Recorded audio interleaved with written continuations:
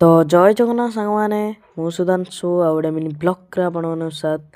तो आज थिला फाइनल मैच तेंतुलबाटना वर्सेस मोहुल ढिपी।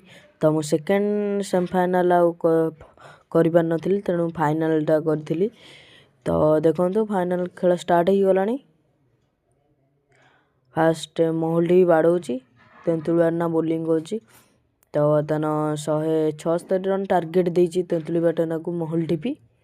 तो मोहुल ढिपी तन बॉलिंग करची। तो खेल सरीगला आउ 20 रन ने मोहुल ढिपी जीतीगला।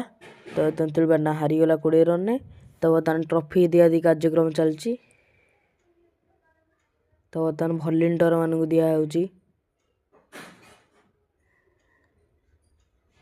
तो वॉलंटियर मानू बर्तमान ट्रॉफी दियादी सैला बर्तमान मैन ऑफ द सीरीज तांको दिया होची।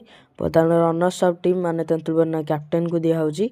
तो बर्तमान विनिंग मोहुल ढिपी को दिया होची। वीडियो भल लगी लाइक एंड सब्सक्राइब करिए। Thank you.